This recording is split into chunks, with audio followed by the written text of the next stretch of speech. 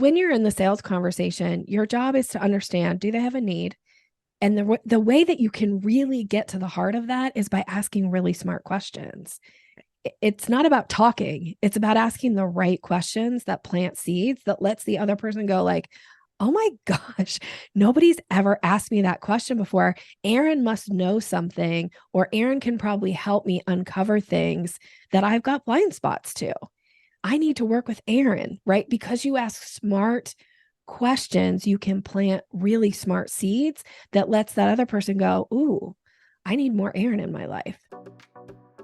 Hi, I'm Erin Marcus, former corporate executive turned entrepreneur and founder and CEO of Conquer Your Business. Welcome to the Ready Yet podcast. We're excited to bring you more than 100 episodes of interviews and insights designed to help entrepreneurs get the financial and emotional freedom they need in order to build a business and a life they're proud of. All right. Hello, and welcome to this episode of the Ready Yet podcast, where I'm excited today because we're going to be talking sales with the Sales Maven. My guest today, Nikki Rausch, Roush, did I do that right? I always ask and then I screw it up. I'm excited about this conversation because I think sales is one of those things that so many entrepreneurs and small business owners go into business to do the thing the business does, right? That's why they go into business, because they want to do the thing the business does. And then somewhere along the line, they realize it doesn't quite happen the way they think it's going to happen, where they just, in my age terms, put out their shingle and people show up and say, here, take my money. Like, there's a few things that have to happen in between the time before you get to actually serve a client. So I can't wait to get into this discussion with you. But before we get into all the details, why don't you give a little bit more formal introduction of who you are and what you do and all the things. Well, thanks for having me here. I'm excited to have this conversation with you, Erin. I am Nikki Roush. My company is Sales Maven. I come from a corporate sales background. I have over 25 years of sales experience. I'm also a master certified practitioner of neuro linguistic programming. And if that's a new term for anybody listening, it's essentially the study of communication. And I apply a lot of my techniques that I learned in my NLP studies to the sales conversation. And I really specialize in teaching people how to have more strategic conversations so they move through the process and get to the place where we actually exchange dollars for services, not just hang out and have cool conversations with cool people. And going, yeah, let me know. Bye. Yeah. And so I work with clients in a couple different ways. I do private one-on-one coaching. I do team trainings. And I also have a group coaching program for people. It's called the Sales Maven Society. And that's me. I've been in business for 10 years and been teaching people how to sell successfully. And yeah, it's a great gig and I love it.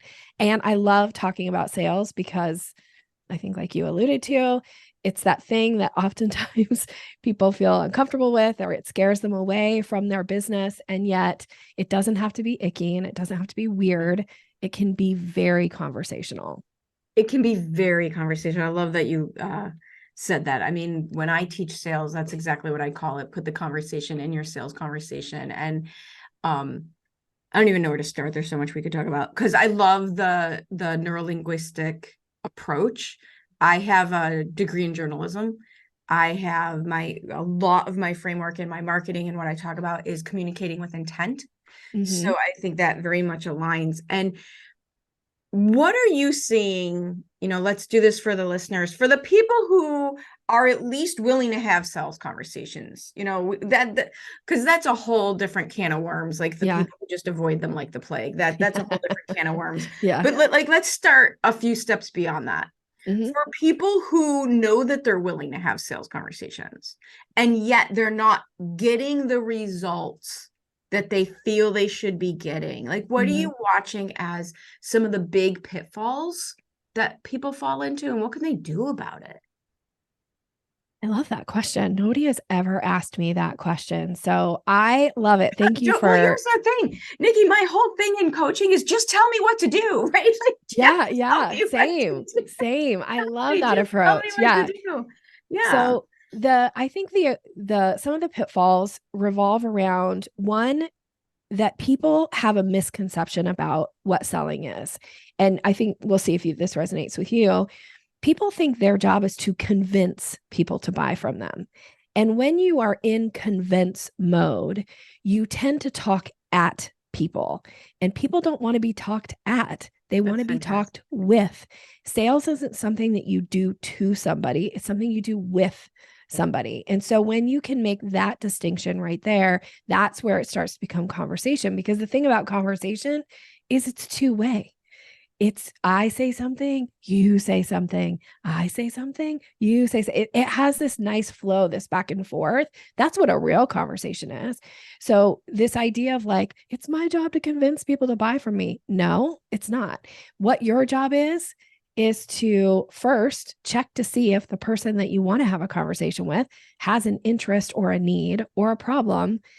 Then in the sales actual conversation, there are some other pitfalls that can happen. One is you let the client control the call because you're nervous about the call, or you're like, oh, I'm going to just hear them out and let them share their story. But the thing about story, I love story, but it's a time suck. And people are very buried in their stories. Yes, because they say, like, tell me a little bit about your business. And the person says, well, so I was born in 1970. Yes. You see, I used to have a lemonade stand, so I know. Yes. Yeah. Right? No, yeah. So we can't do that. So one of the things that you have to do at the start of a sales conversation is you pre-frame what's going to happen. The pre-frame is something that I teach, and there's some real structure to the language around it. But the idea behind the pre-frame is to do a few things. One is it creates safety for the other person in the conversation, because if people don't feel safe in a conversation, they will shut down. They'll go into fight, flight, or freeze, right? So the other thing that you said, I just want to stop. One thing you said that was different than what I hear from a lot of people is that sales is something you do with somebody, not to somebody. Now, yes. What I have heard a lot from all sorts of coaches is sales. And I do believe this as well. Sales is something you do for somebody, not to somebody. And I do agree with that, right? It's of service to make an offer to solve a problem. And so I don't have a problem with that word, but I have watched too many coaches, consultants, business owners use sales is of service almost as an excuse for what becomes manipulative sales practices, and then tell themselves, well, I'm being of service because I'm trying to help them. Yeah. So I love your approach being in the middle, because I have the same idea that this is a mutual conversation. One of the things that I tell people is you are not in a sales conversation unless both parties have agreed you're in a sales conversation. Amen, sister. Yes. Right. Yes. Pitching at somebody is not a sales conversation. That's right. They didn't agree to be there. Yeah. If you don't have their permission, you should not be pitching. Yeah. And I love what you just said too about this, like it's this manipulative side. But I would almost say that you could actually even look at the other side of the spectrum too, about the service piece. One of the things I often find is that people another pitfall is they think that they have to prove themselves. Yeah. So they coach for free on that call, or they offer their advice or their expertise because they're like, I'm going to give this person something, and because it will help them, it's me being of service. And why I think that's a mistake is because I often say it's kind of like, imagine all of your resources that you have, all your expertise, all your years that you have spent crafting or honing your craft. And that, like, imagine every one of your expertise is like a big, beautiful beach that kind of sits behind you. And every grain of sand is like a resource or some piece of knowledge that you can share. And you get into a conversation with somebody and you give them just one little grain of sand because it'll be helpful to them and you can be of service that way. But the thing about that grain of sand is they don't know what you know. So they think that grain of sand is the beach. Why do they need to hire you now? Because they don't understand what's behind you, what comes after they pay you the money, what you can really show up and do in their business. So this idea of like coach somebody for free, no, because you actually are talking them out of hiring you a lot of times because they go like, wow, that was so good, that free thing. So I'm just going to run with that now. Right. And that didn't help anybody. Right. Not understanding everything that's involved to make that work. Mm-hmm. And the other piece I watch people is giving away too much for free, really just out of insecurity. Yeah. Yeah. Yeah. Right. Because I don't want to ask for money. I If don't want to ask for money. I have to prove them how smart I am. Not Yes. because they don't think I'm smart, by the way. We're doing this to ourselves. Oh, totally. Yeah. Yeah. And so when you're in the sales conversation, your job is to understand, do they have a need? And the way that you can really get to the heart of that is by asking really smart questions.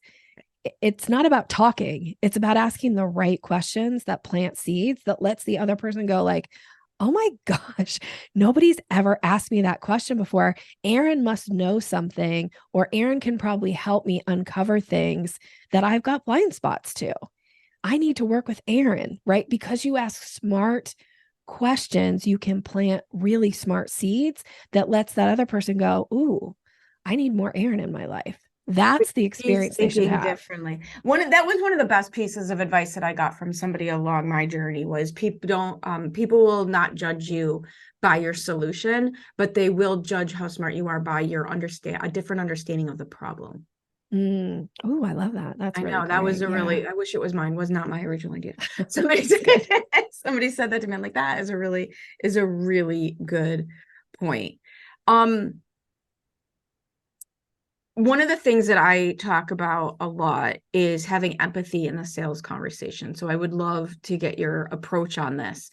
One of the things I have experienced and that I see in other people's sales conversations is one of the things, and I know you know this, like sales is not about you because you've already said you got to ask questions. It's how you. Sales is not about you. And yet at the first sign, even if someone kind of gets that through their head and they ask all the really good questions, one of the places I see as a pitfall that I watch it fall apart is as soon as that prospect, I don't even like to call it overcoming objections because that kind of makes a win-loss mentality. But as soon as the prospect does have some resistance, now all of a sudden the salesperson does make the conversation all about them and try, right? I got to convince them I'm right. Going back to your idea that I got to convince them I'm right. And suddenly we've gone from asking really good questions to making the conversation all about me, my insecurities, my concern, what I want to have happen instead of that prospect. Yeah. Yeah.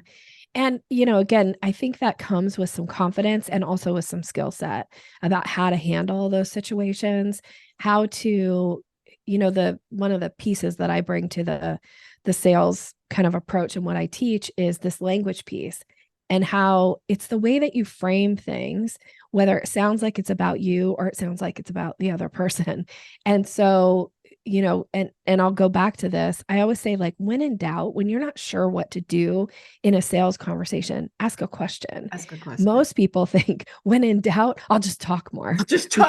Right? Like I'll just word vomit all over this person and overwhelm them or fire hose them with information, or I'll get pushy with them about making decisions or whatever. But when you can stand in your place of authority and credibility and understand what the problem is, ask permission to offer them a solution, and then offer them a solution from the place that is about what is the right solution for their needs, not based on how much money you think they'll spend or how much, what you want to sell that day. It's like offer the right solution for them.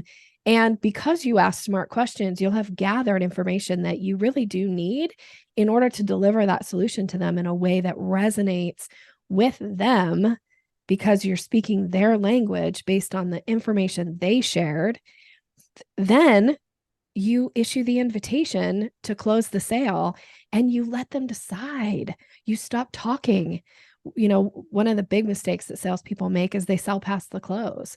Once you get to the close part of the conversation, you got to stop talking. You have to let the other person respond. Remember, the idea here, and we'll see again, I think I'm maybe speaking your language, is that it's a conversation. Yeah. So you don't get to just talk out of nervousness, or you don't get to just, keep talking after you have issued the invitation. You need to zip it. You and need you to need to let stop. them respond. Right. One of the ways when I was first learning sales that was taught to me was you have to play the game called the person, you make your offer, and then the person who talks first loses, except they don't know they're playing that game. Like, it's a way to get yourself to stop talking. Right? I actually always say it, the person who speaks second wins. Cause Right. cause this Yeah, idea exactly. of a It's loser, much right? nicer. So It's much nicer. yeah. But I get, The- totally. You got to stop talking. Let them respond. I hope you're enjoying this episode of the Ready Yet podcast brought to you by Conquer Your Business. With decades of experience, Conquer Your Business creates business and branding strategies that build multiple 6- and 7-figure businesses. And we don't just show you what to do. We have an entire team of people available to help you do it, strategy and implementation. You can learn more and reach out to us by visiting conqueryourbusiness.com. As I'm listening to you describe things, I realize most people probably don't know this, and because why would they? And you'll get a kick out of this. The reason my podcast is called Ready Yet is that's how I found myself closing sales. Well, are you ready? That's all I like. That was my invitation. Are you ready to be done feeling that way? You ready yet? Can we stop feeling like that? Yeah. And that's where the name of this podcast came from, is I was finding myself saying that to people over and over and over again. I'm ready to do what it takes to not have that problem anymore. And that's a brilliant invitation. But the place that people often get kind of, hooked, or that where they drop the ball, frankly, in the sales conversation, is they never ask that question. I call it, there's a couple places where good sales conversations go to die. And making the offer is one of those. So you have this great conversation, you ask questions. There's a lot of people, if you're in the coaching or consulting arena at all, it's probably at least somewhat of an emotional conversation. Yeah. And you have this connection, and then you just stop, right? Because you're nervous to make the offer. And so good conversations kind of just die there if you don't extend the invitation. And you have to do it in the moment. I think a lot of times when people are nervous about selling, is they're just trying to end the call. So they're like, I'll just send you a proposal and then you can let me know. Like, let me know is a phrase that I almost want to remove completely from all of my clients' language, because let me know is basically saying to the other person, and I mean this with love when I say this, but it's actually saying to the other person, I'm so important and I'm so busy that you do all the work and you get back to me if you want to pay me money. No, that's not how it works. And by not actually putting that offer in front of them, by not asking for the close, by not issuing the invitation, you're essentially doing this thing where you're getting on somebody's to-do list of something they've got to then do later. And they say most of us die with our to-do list, right? Like undone. Right. Yeah. And there's also, I don't know if you've heard this, where they say the average adult makes a certain number of decisions every day. Have you heard this? Oh yeah, like 35. That's like ridiculous. Yeah, it's like, how are we even awake past noon if this is what's going on in our heads? Yeah, so it's like 30 to 60,000. There's a couple different studies out there, but that's a lot of decisions, right? So when you don't offer them the opportunity to decide in the moment, and it doesn't mean they will decide, but you have to at least ask them to decide. And if you don't, you're essentially saying, put me at the bottom of your to-do list. And I know you'll have 30,000 decisions to make tomorrow. And the day after, you'll probably have another 30,000. So at some point, I hope I get bumped up after 60,000 other decisions you have to make as to whether or not you're ready yet. They're ready right now, or they wouldn't be having this conversation with you 9 out of 10 times. Your job is to ask them, you ready yet? You ready yet? That's exactly what happened. The other thing that I learned, and I learned this back in corporate, one of the one of those situations where I thought I was doing a good job and then came to the horrible reality that I wasn't doing a good job as we got older and learned more about sales. Was I would go back to my mentors and said, "Oh, it was a great conversation. They told me to send them information." Yeah, that's just a polite no. It was right. That was a rude awakening in my early sales days, that when somebody asks you, send them, that sounds interesting. Why don't you send me information? That's just them being polite and wanting to stop. Well, okay. So I agree for the most part. Although if somebody says that to me, I'll say, sure, I'll send that information. Let's schedule a circle back call to review it. Well, in one of the things that I now say before I do that, because I agree, there's a lot of times where they actually have things that they're thinking about, is I will say to them, tell me where you're stuck. Maybe I can help. Mm. Because one of the mistakes I watched people make is at the first objection, at the first pushback, the salesperson stops. Yes. When if you've done the first 3/4 of this conversation the right way, you're still just, as far as I'm concerned, we are still in a mutually agreed upon beneficial conversation. So if you're going to tell me, I'm not sure yet, do you have something you can send me? I'm going to ask you, absolutely, but where are you stuck? Maybe I can help. And I will tell you, I have gotten the best questions from asking that stuff that I wouldn't have thought that they were worried about, in minor things, that it was a date, they had to move some money, do I have a payment plan, really minor objectives to overcome. That, just like you said, if I would have said, sure, let me know, I'll send you a link, now I'm putting myself on the bottom of their to-do list. Yep, you're right. And the other thing about that is, I had a coach, he used to always say this to me, and I think about it a lot, is that his comment was always, most people are one question away from hiring you. You have to give them the opportunity to ask the question. But I take that a little bit further, and just expanding on what you just said, is that sometimes you have to pose a question to somebody in order for them to understand, where am I stuck? Like, they might not even know how to articulate that, of like, what is that sticking point? But because you asked the question, our brains are like Google. If you go to Google right now, it doesn't matter what you type in, Google is going to try to give you an answer. And our brains are the same way. But the thing is you got to type something in.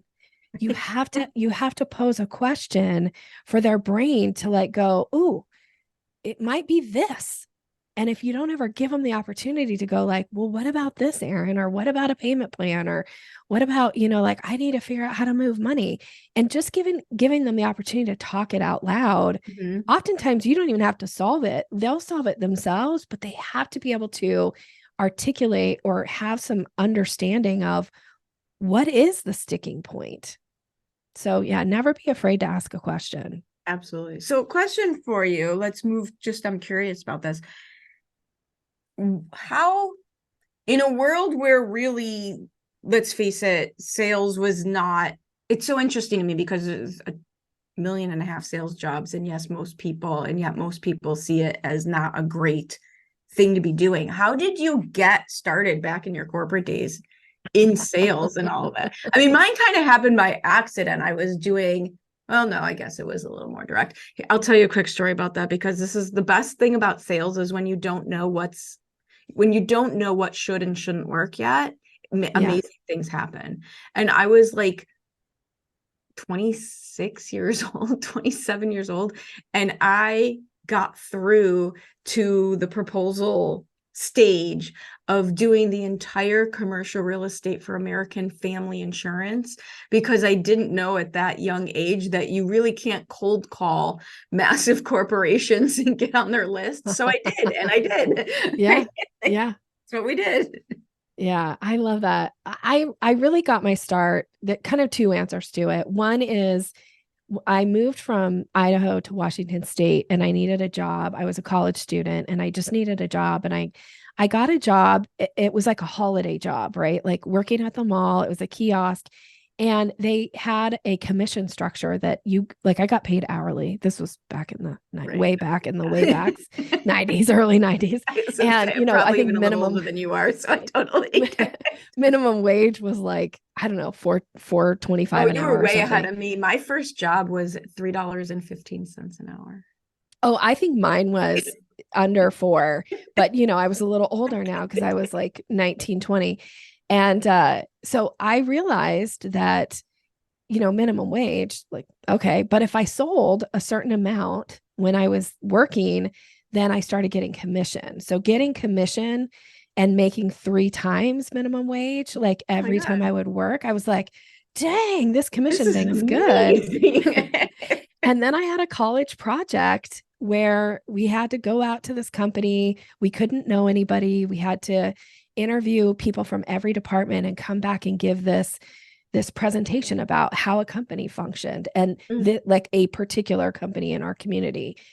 And the company that my partner and I did a presentation on and went and did all this research on was a technology company. And they actually sold the 3rd LCD panel ever made. And if you have no idea what an LCD panel it is, it was that thing that used to sit on top of an overhead projector. It would hook up to your computer and the teacher would be able to like project the image up onto the screen. Like, this is so old. And anyway, so that was the company we did this, project on. And I had talked about their hiring practices, and somebody in my class came up afterwards and asked me for the newspaper. This is how old I am. Asked me for the newspaper ad that they were hiring for salespeople. They hired him. Then they ended up another guy in my class who used to cheat off my papers. He got a job. And I thought, well, if they'll hire these 2 knuckleheads, they'll probably hire me. And that was really how I got into my first corporate sales position and worked my way up, became their national sales manager, then moved to the manufacturer side. And so we got to ask, did you jump off the cliff or were you pushed into running your own business? Because it is kind of like falling off a cliff. You can pick whether or not you're jumping off of it, but yeah, how did that even happen? Well, okay. So I had started studying NLP while I was working my corporate job, and it wasn't something my company supported. As a matter of fact, people used to, like, there was a rumor going around that I joined a cult because people didn't understand what neuro linguistic programming was.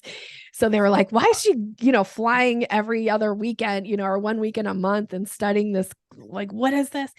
So I started studying NLP, and I was finding that it was really helping me in sales, but it was also improving my communication skills overall. And I got to a place where I was starting to feel kind of burnt out. I was working for a company. I'd only been working for them for a few months. And I just realized, like, dang, there's something more. Yeah. Like, I was just about to turn 40 and oh my God, I was just going to ask you how old you are, how old you were when that happened. I had a great job. Yeah, with people I did too. I loved. I was about 38, 39 years old, and everything in my head went bonkers. And I went, there's got to be a different way to live. There's got to be, I made great money. I worked with great people. Yep. And I blew it all up. And by the time I was 40, I left and started my own business. And you don't want to have that conversation. Well, you did have that conversation with your mother, first kid out of, graduated college, 6 figures, expense account. They paid for the MBA. And now I'm going to leave to go try this thing over here. Yeah. I was like, and what? I actually didn't leave thinking that I was going to start my own company. What I left feeling like there's got to be something more. I didn't understand what was missing, but I knew something was really missing in my life. And I had, again, I at one point had a company car. I was making really good money. Yep. I was taking clients on trips. I was buying clients boats. I took clients to the Super Bowl. Like, I had the life that from the outside, everybody's like, wow, like, look at all these things she gets to do. And I was like, something's missing. And my NLP teacher had just moved to the state where I was living, and I was helping her on the weekends grow her business. And I thought, well, maybe I could take a little break for a little while and see, I could help her grow her business. And I could, still continue to study NLP and help other people learn it and apply it to their lives and business. And that was when I started networking, and I started meeting all these amazing entrepreneurs. Yes. And coming from a corporate world and going into the world of entrepreneurship, it's very different. I just said, I recorded a podcast yesterday and I said the collaborative, amazing nature of entrepreneurs and small business owners was the surprise bonus I never anticipated when I started. I did not know that existed. It Me either. was absolutely amazing. Yeah, same. And so I was networking and I was talking about NLP. And then at these networking events, I was realizing that a lot of these people I were meeting, they were really struggling to make money in their business. And the piece that was such a missing piece in their business is they didn't understand how to have sales conversations. And I really just started helping some of these people I was meeting that I really believed in, what their mission and what they were doing in the world. And so I just, like, when they would be open to it, I would give them little like sales techniques of like, hey, if you say this instead of that, here's what will happen. And one of them, she like would take every little thing, every little nugget that I would give her. I used to say, I'd give her a little grain of rice and she'd plant a rice field with it. And her sales exploded. She was working for a company and they were like, what's changed? Something has changed with you. And she goes, oh, I'm working with a sales coach. But I wasn't a sales coach. I didn't even have a business. And they were like, well, let's bring her to speak at our national sales conference. And they hired me to go speak at their national sales conference. And really my business was born out of that. And what I love about it, and I say this, I have a somewhat similar story where I had a different business and it was a good business. I had 15 employees. I was the top 10 office out of 200 nationwide. It was a franchise. But it was working with families with aging parents. And meanwhile, when it was my turn to speak at the networking event or whatever, everyone's like, yeah, we have that. We know you have that, but why are you making money? Like, what are you, right? But why is it working for you? Yeah. And finally, after enough times of getting hit over the head by the universe, well, I know business strategy, I know messaging, and I know sales, and I know marketing. Maybe that's what I should be doing. And what you're talking about is what I call working at the intersection where what is your client's biggest problem and the thing that you do best. Yeah. Like when you can find that intersection, it's amazing. Yeah, it's the sweet spot for sure. Awesome. I totally agree. And sales was that piece for me. The language, the stuff I teach is really simple. Oftentimes people are like, oh my gosh, that's so easy. I can do that. I'm like, yes, isn't that perfect? Yes, you can do it. Yes. And when you do it, you'll make money. Awesome. So here's the thing. I know you have ways for people to get started on that journey with that information. So if you want more information from Nikki, if you want to connect with her, highly, highly, highly recommend that they reach out to you. Tell us more about what you have available and how people can find you. Well, I'm going to wrap it around a gift so it'll make it easy. I'm going to give you my 5-step approach to a sales conversation. It's called the Selling Staircase, and it's a little training, mastering the sales conversation. You can get it by going to yoursalesmaven.com/ready yet. So this is for your audience, yoursalesmaven.com/ready yet. You'll get the access to the training. It's a short little training, but it will probably change the way you're having sales conversations. So I encourage you to go grab it for free, and then we'll be connected. Awesome. Absolutely. And one thing I know about sales conversations is every time I go through training, you pick up another nugget. So we'll make sure that the link to that is in the show notes. Thank you for joining me today, Nikki. This is great to get to know you. I have a feeling we have to have a little bit more of a private conversation about all these coincidences. I was going to ask you how old you are. We'll wait until after we hit the record. But this has been amazing. I love your insights, your energy, your whole approach to this. Absolutely love it. So thank you for spending time with me today. Thanks for having me, Erin. I really appreciate you.